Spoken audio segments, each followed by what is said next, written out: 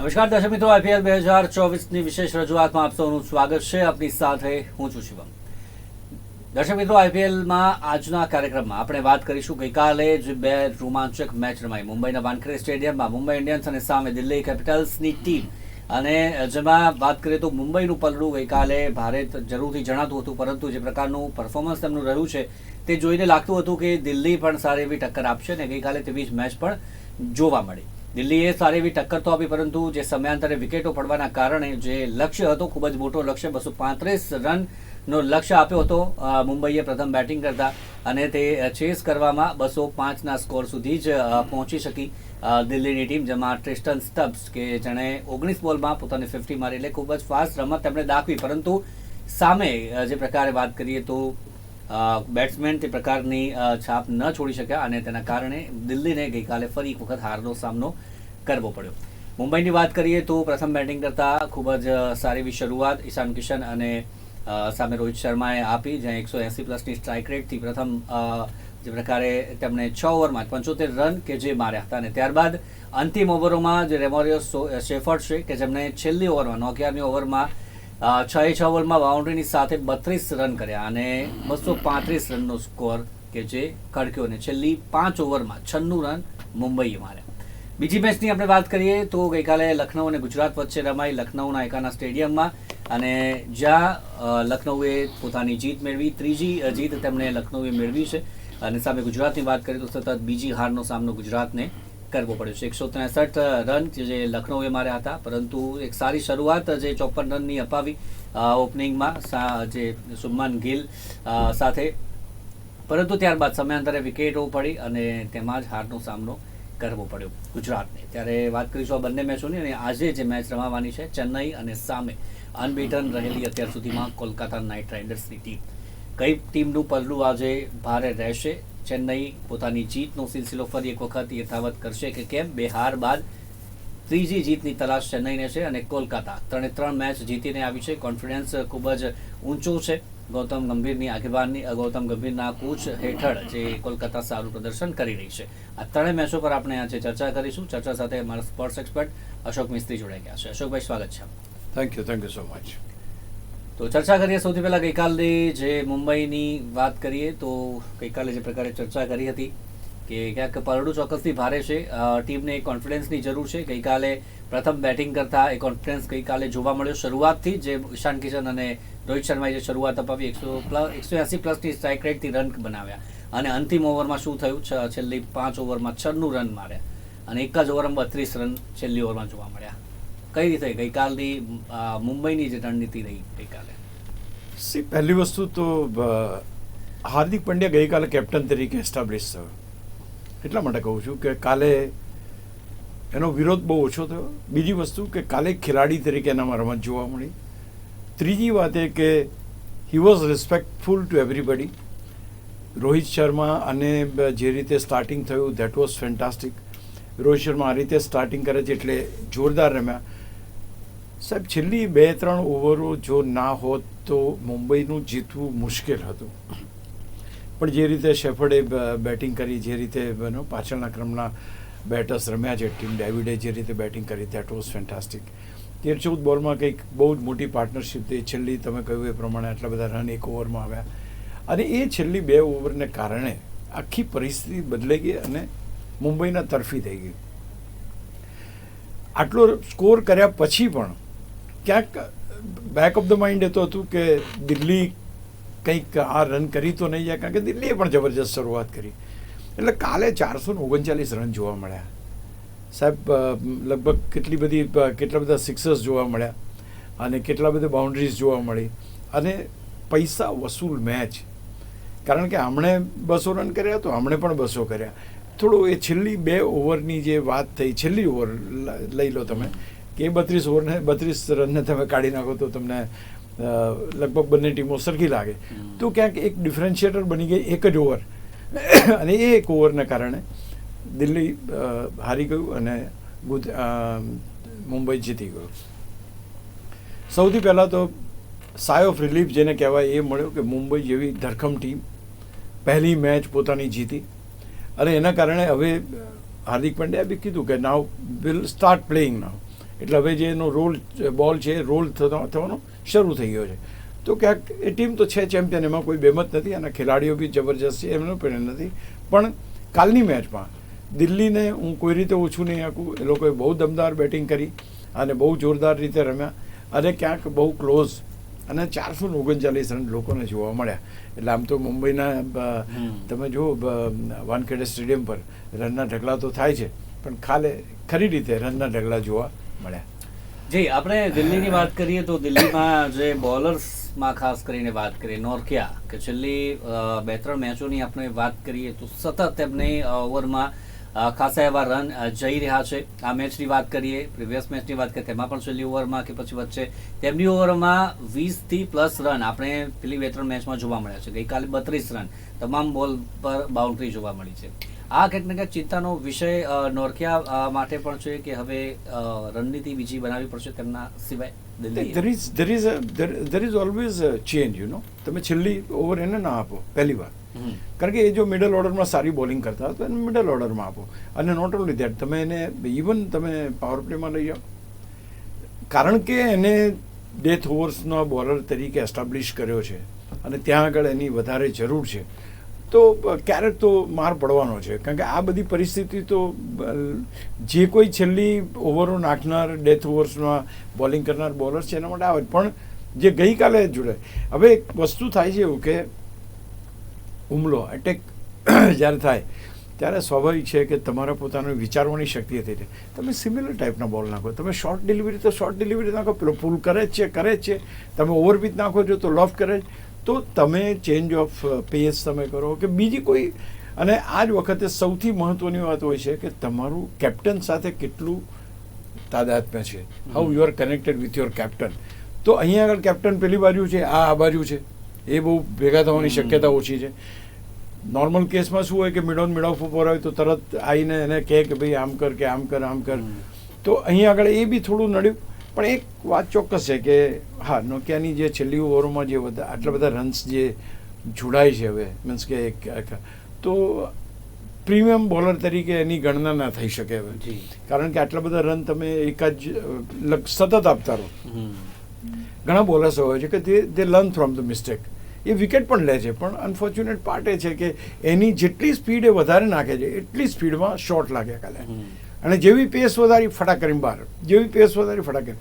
તો અહીંયા આગળ અને બીજું એક તો એ પણ હતું કે પેલા લોકોને તો કંઈ જવાનું નહોતું, એમને તો જોડવાના જ હતા, આવીને રન જ મારવાના હતા. તો એ વખતે તમારે આ જે બહુ સ્ટાન્ડર્ડ પ્લેયર્સ ના હોય, ઇન ધ સેન્સ કે બહુ ટેકનિકલી એ ના હોય, તે વખતે તમે યોર્કરનો એ કરી શકો, તમે બીજા પ્રયત્નો કરી શકો, પણ જેમાં જોશ વધારે આવી જાય જ્યારે ફાસ્ટ બોલર્સમાં એ જ પ્રોબ્લેમ થાય કે તમે એનાથી વધારે ફાસ્ટ નાખવા જાઓ, શોર્ટ નાખો, બહાર ગયો. તો ક્યાંક તમે યોર્કર અથવા તો સ્લોઅર ડિલિવરીઝ બુમરાહ પણ નાખે છે. તમે જો ફાઇનલ ઓવર તો બુમરાહે નાખે, ઘણી વાર એને રન પડે, પણ તો એ સેકન્ડ વખતે જ્યારે બોલિંગ કરે તો એની લાઇન અને લેન્થ સુધારી જાય.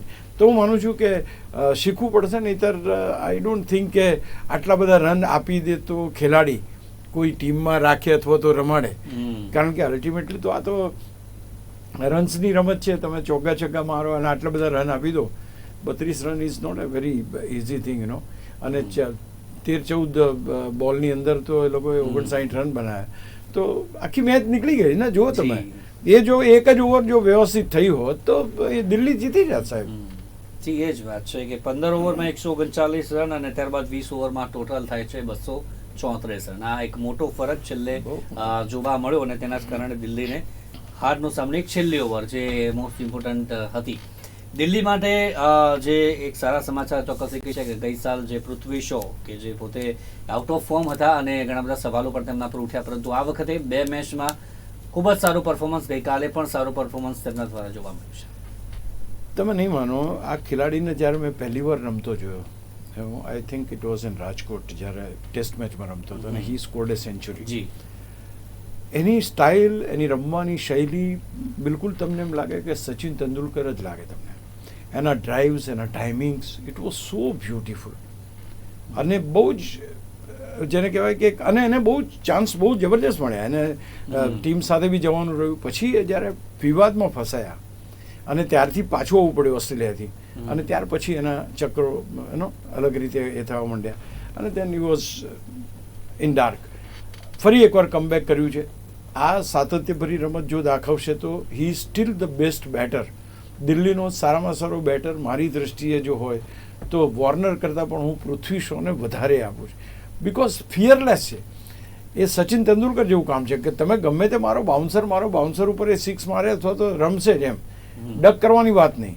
તો એની પાસે હિંમત છે, પણ એ સાતત્ય કેટલું રહે છે એ જોવું પડે. કારણ કે આની પહેલાં પણ જ્યારે એનો એકાદ મેચમાં રમે પછી એકાદ બે મેચમાં ફેલ જાય. એટલે દિલ્હીની હારનું કારણ તમે જુઓ ને તો શરૂઆતના બેટર્સ જ છે. વોર્નર એકમાં રમે છે, બીજામાં ફેલ. પંત એકમાં રમે છે, બીજામાં ફેલ. પેલામાં ત્રીજો આવ્યો તો હવે છઠ્ઠો આવી ગયો, પાંચમો આવી ગયો. તો આ બધા જે ફેરફારો કરે છે, અને તમે વિચાર કરો કે ત્યાં આગળ રિકી પોન્ટિંગ છે, ત્યાં આગળ સૌરવ ગાંગુલી છે, આવા બધા દિગ્ગજો હોવા છતાં પણ બેટ્સમેનને આ રીતના તમે એનો બેટિંગ ઓર્ડર ચેન્જ કરો, બોલર્સના બોલિંગ ઓર્ડર તમે ચેન્જ કરો આટલા ફ્રિકવન્ટલી, તમે એસ્ટાબ્લિશ કેમ નથી થવા દેતા બેટરને? કે એને કહો કે ભાઈ તારે આખી ટુર્નામેન્ટ તારે 3 નંબર પર રમવાનું છે. આજે કાલની મેચની અંદર જો પૃથ્વી શોની સાથે રિષભ પંત બી જોડાઈ ગયા હોત, તમે વિચાર કરો, ધારો કે ચાલી ગયા હોત, તો બંને ખેલાડીઓ કેટલો જબરજસ્ત પરફોર્મન્સ આપે. તો એને ત્યાં ઉતારવાની કોઈ જરૂર મને નહોતી લાગતી. ખેર ઇટ ઇઝ ધેર ડિસિઝન. પણ કહેવાનો મતલબ કે બહુ ઓછા માર્જિનથી દિલ્હી, હું નથી માનતો કે they are trying to win the IPL. એમના જે રીતે એમના સેટિંગ્સ જઈ રહ્યા છે, they are not trying to win the IPL. એટલે અહીંયા આગળ IPL જ્યારે જીતવાની કોશિશ ના કરો ત્યારે તમે એને સમકક્ષ થવાની ટ્રાય કરો. તમે કાલે સારું રમે એ લોકો, પણ તે છતાં બાકી રહી ગયું, ઓછું રહી ગયું. તો અહીંયા આગળ દિલ્હીએ ફેરફારો કરવાની જરૂર છે. ડેવિડ વોર્નર નથી રમતો, મૂકી દો પડતો એને. એણે કાલે કેચ પણ ખોયા. અને if is not giving result તો ઠીક છે, તમે એનું નામ ક્યાં સુધી ચલાવી રાખશો? આજે એવું છે કે તમારી પાસે ઓપ્શન્સ છે, તમે નવો ખેલાડી લઈને એને ડેવલપ કરો. તો એ જ્યાં સુધી નહીં થાય ત્યાં સુધી આ પરિસ્થિતિ ઊભી રહેશે. કારણ કે દિલ્હીને હજુ આગળના 2 વર્ષ જો રમવું હોય તો એને એમની પાસે બેસ્ટમાં બેસ્ટ, ગયા વખતે તો they had the best of the bowling attack, બધા બહુ સરસ ટીમ હતી, છતાંય ના એ થયા. તો ક્યાંક જોઈએ, લેટ સી વોટ હેપન્સ. પણ દિલ્હીનું જે ભવિષ્ય છે એ ભવિષ્ય એટલું ઉજ્જવળ મને દેખાતું નથી. જી, આગળ વાત કરીએ જે મુંબઈની આપણે વાત કરી કે જીત ચોક્કસથી મેળવી છે, પરંતુ હવે આગળ આવનારી મેચ છે તેમાં કોન્ફિડન્સમાં કેવો બદલાવ જોવા મળશે? ગઈકાલે જે ટીમ સ્પિરિટ જોવા મળી તે આવનારી મેચોમાં કેટલું બૂસ્ટઅપ બનશે? એક વાત છે કે હાર્દિક પંડ્યાનું ફેક્ટર જે છે એ થોડું ચાલતું હતું, એ ચાલી ગયું. એક જ જીત મેળવો એટલે તમારે આ બધી વસ્તુ પોઝિટિવમાં આવી જાય. એટલે કાલે મુંબઈ ઇન્ડિયન્સના જે કોઈ સપોર્ટર્સ હતા એ મુંબઈ ઇન્ડિયન્સને સપોર્ટ કરવા માટે આવી ગયા. સો હવે એવું નથી કે ભાઈ એને બી રિયલાઇઝ થયું કે ભાઈ મેં રોહિત શર્માને આ રીતના હર્ટ કર્યો, જાને આમ કર્યું, જાને આમ કર્યું. He is trying to repair the damage. તમે જો એનો જે ઉમળકો છે, એનો વાત કરવાની સ્ટાઇલ છે, એ બધું બદલાયું. પહેલાં જેવું ટીવી એની સામે આવે એટલે કંઈક ને કંઈક અલગ અલગ એ કરતો હતો, એ બંધ થઈ ગયો. He has started thinking seriously કે મારે અહીંયા એસ્ટાબ્લિશ થવું હશે તો મારે પરફોર્મ. કાલે એની બેટિંગ જુઓ તમે, વોઝ અ સ્લો બેટર.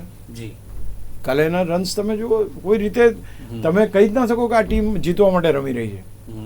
એટલી સ્લો રમત રમી. તો ક્યાંક હવે એવું બી ટ્રાય નથી કરતો કે હું ફિનિશર છું, હું આમ કરી નાખું. તો ક્યાંક ને ક્યાંક એ સેટલ થયો છે. એક વસ્તુ એ બી છે કે આ ટીમ આની પહેલાં પણ આવી રીતે હારી ચૂકી છે અને એ વખતે ચેમ્પિયન બની છે. એટલે I will consider Mumbai Indians still the best team. એની જો એકતા થઈ જશે, મીન્સ કે એના એકબીજાનું બંદૂક કોઈ ના રહે એવું જો પરિસ્થિતિ થઈ ગઈ તો that is going to B the most dangerous team. કારણ કે હાર્દિક પંડ્યા જ ખૂટતો તે આવી ગયો છે, બાકી બધું એમની પાસે છે. એટલે વન્સ અગેન આ ટીમ તમને ટસલમાં આવતી જોવા દેખાશે. અને હવે નહીં છોડે કોઈને. હવે જે એની સામે આવશે એની સામે કોન્ફિડન્સની તમે વાત કરી, દેટ કોન્ફિડન્સ ઇઝ પહેલાં તો ઘણું બધું સોશિયલ મીડિયા બી એક્ટિવ હતું અને એટલું અમે પણ એક જીત મળી ગઈ, ખાતું ખુલી ગયું એટલે બધું સ્થળે પડી ગયું. જી, એ બેસ્ટ ટીમ હોવાનું એક જે પ્રકારે ઉદાહરણ કહી શકાય કે 150મી જીત ગઈકાલે જે મેળવી છે જીત, એટલે સૌ પ્રથમ ટીમ બની છે કે જેણે 150 જીત મેળવી હોય. એટલે એ જ એમની દમખમ બતાવે છે આ ટીમનું, જે કહી શકાય કે દમખમ શું છે. ગઈકાલની એક મેચની વાત કરી, રાત્રે મેચ રમાઈ હૈદરાબાદ ખાતે, માફ કરશો, લખનૌના જે સ્ટેડિયમમાં લખનૌ અને ગુજરાતની જે મેચ રમાઈ તેમાં લખનૌ ટીમનો સ્કોર ચોક્કસથી 163 કે જે લાગતું હતું સૌપ્રથમ કે ગુજરાત કરી જશે, 54 રન જે પાર્ટનરશિપ થઈ ત્યારબાદ, પરંતુ ત્યારબાદ જે વિકેટોનો સિલસિલો શરૂ થયો છે, ઓલ આઉટ થઈ ગઈ એકદમ, જે કહી શકાય કે હાર માની લીધી તેમાં બોલર્સની સામે. કાલની મેચ મેં આખી જોઈ છે અને one thing which was very clear, not a single team has played a good cricket. Not even રાહુલની ટીમ પણ એટલું સારું ના રમી. આટલું 160-170 રન તમે કરી શકો અને બંને જણાએ મેચ પત્યા પછી એમ કહ્યું કે આ તો બેટિંગ ટ્રેક હતી, ball was coming very right on the blade, તો પછી કેમ બેમાંથી એક પણ ટીમ રન ના કરી શકી? તો લખનૌની ટીમનું જે અત્યાર સુધી જીત્યા છે એ જીત્યા, જો એનું સાતત્ય નહીં જળવાય અથવા તો બેટર્સ બેટિંગ નહીં કરી શકે તો આટલા રનથી કોઈ જગ્યાએ જીતવાના ચાન્સીસ છે નહીં. હજુ રાજસ્થાન છે તમારી પાસે કલકત્તા છે, આ બધી ટીમો સામે ઝઝૂમવા માટે તમારે રન્સ બનાવવા જરૂરી છે. કાલની મેચ એક યશ ચાલી ગયો, યશની બોલિંગ બહુ સારી હતી અને સારી બોલિંગ કરતાં એ જે શોર્ટ સિલેક્શન એટલા બધા ખરાબ હતા કાલે કે જેના કારણે આખી ટીમનું એ થઈ ગયું. તો અહીંયા આગળ તમે જોવા જાઓ તો ગુજરાતની ટીમની આપણે વાત કરીએ તો ગુજરાતની ટીમ હારી.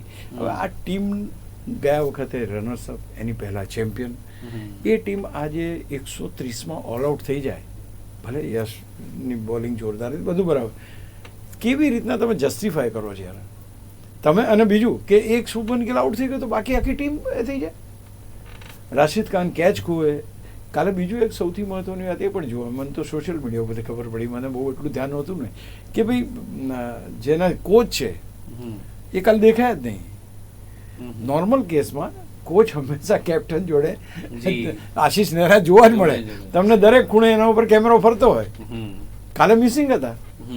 તો આ પણ એક બહુ મહત્વની વસ્તુ છે. જ્યારે ફર્સ્ટ પ્રેસ કોન્ફરન્સ મેં એટેન્ડ કરી આ લોકોની અહીંયા અમદાવાદમાં, તે વખતે 4 જણા બેઠા હતા. એક એડમિનિસ્ટ્રેશનવાળા બેઠા હતા, નાયરા બેઠા હતા, સીઓ બેઠા હતા અને કસ્ટન બેઠા હતા. એટલે તે વખતે જ લાગ્યું કે જ્યારે કોઈ સવાલ પૂછે નેહરાને તો નેહરા કહેતા વિક્રમ વિલ આન્સર. વિક્રમને કોઈ પૂછે નેહરા તો કે નો યુ આન્સર. તો ક્યાંક ને ક્યાંક એ વસ્તુ જે છે એ એવોઇડ થતી હોય એવું જોવા મળ્યું.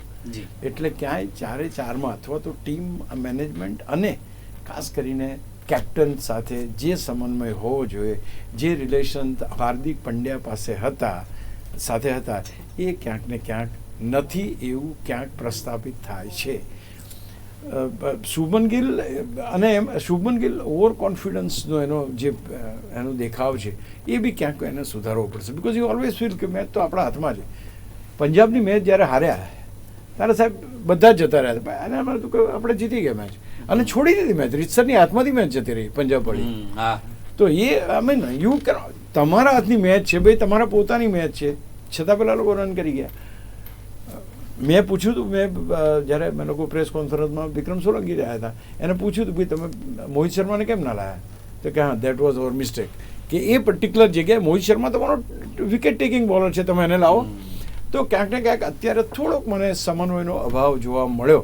ગુજરાતની ટીમ જો 130માં આઉટ થઈ જાય, રાશિદ ખાન જેવો ખેલાડી કેચ છોડે, મિસફિલ્ડિંગ જોવા મળે, તો એનો અર્થ એ કે ક્યાંક ને ક્યાંક કેપ્ટનનો પોતાનો કંટ્રોલ ટીમ પર.